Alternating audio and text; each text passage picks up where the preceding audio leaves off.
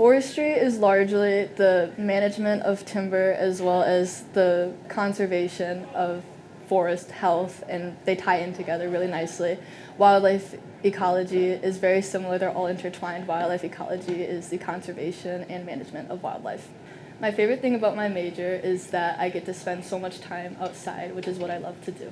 The culture at Michigan Tech is unique. It's something that, because of location, you're not going to find anywhere else.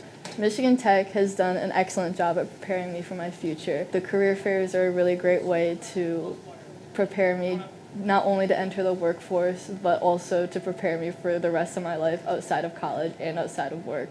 I feel very well prepared. Off campus, the Keweenaw area is unlike anything I've ever seen. It's so beautiful no matter the time of year. There's so much to do recreationally, in nature, and socially as well. I definitely recommend making the most of your time at Michigan Tech by exploring the nature of the Keweenaw.